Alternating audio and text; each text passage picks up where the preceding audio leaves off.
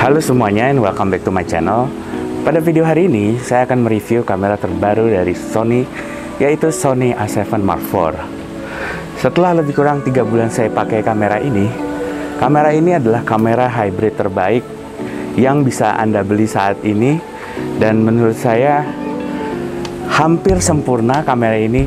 Kalau di peer review menilai kamera ini skornya sekitar 90%, bagi saya skor kamera ini adalah 98%. Jadi 2% lagi kamera ini adalah kamera yang sempurna.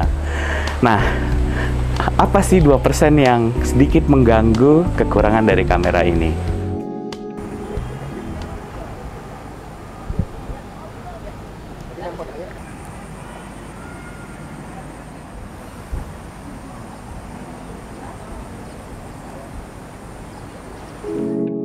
Hal yang pertama adalah yang juga membuat saya cukup kaget adalah ternyata kamera ini mengalami overheat ketika kita merekam video terus-menerus. Walaupun setting temperatur sudah saya ubah menjadi high dan sudah menggunakan firmware terbaru untuk kamera ini, jadi dari saya beli sudah saya update ke firmware yang terbaru, akan tetapi kamera ini tetap mengalami overheating. Ternyata overheating itu disebabkan karena saya menggunakannya tidak dengan membuka LCD. Jadi dengan LCD tertutup, kamera ini mengalami overheat. Akan tapi kalau kita merekamnya dengan LCD terbuka, dia tidak mengalami overheat sama sekali.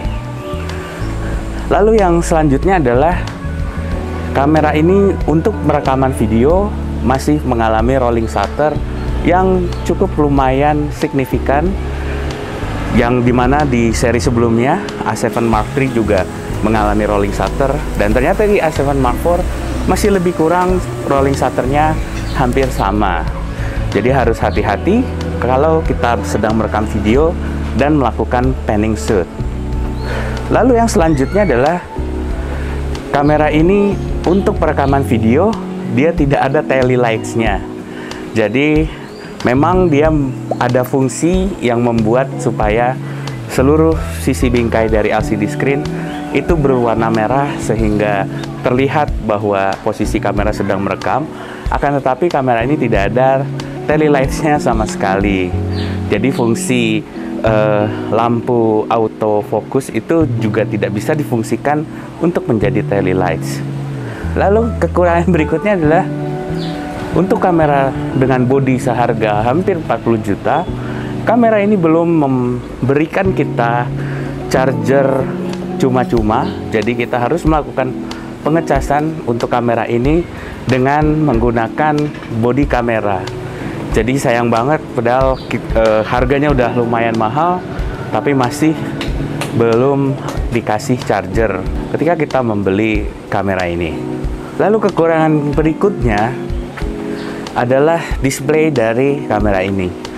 Jadi Sony dari tahun ke tahun dibandingkan kompetitornya seperti Nikon ataupun Fujifilm selalu memiliki display yang resolusi dan juga nggak tahu ya, kontrasnya mungkin itu yang paling jelek dibandingkan dengan kompetitor-kompetitornya. Bahkan kalau saya ingat dulu waktu Sony mengeluarkan A7 Mark III, itu kualitas displaynya yang tertangkap di layar kamera itu masih kalah bagus dengan kompetitornya seperti Nikon dan juga Canon. Dan sampai A7 Mark IV ini saya masih merasakan bahwa displaynya bukan yang terbaik dibandingkan kompetitornya. Jadi kalau kita bandingkan foto dari kedua kamera, hanya kita lihat di layar LCD, terlihat seperti yang hasil tangkapan Sony itu lebih jelek dibandingkan yang lain. Padahal ketika kita pindahkan dia ke komputer ataupun kita pindahkan ke handphone, itu kualitas gambarnya sangat baik sekali. Lalu untuk continuous shootingnya, untuk mechanical shooting dia cuma bisa dapat 10 frame per second. Jadi untuk tahun 2022 ini dibandingkan kompetitornya yang lain, seperti Fuji yang sudah keluar 2 tahun lalu, lebih tinggi frame per secondnya, bahkan yang terbaru lebih tinggi frame per secondnya, tapi ini bukan untuk semua orang. Untuk orang yang hanya hobi seperti saya mungkin tidak masalah. 10 frame per second sudah lebih dari cukup untuk menangkap gambar. Dan mungkin bagi yang lain yang akan menggunakan kamera ini untuk kegiatan sport, mungkin hal ini perlu dipertimbangkan.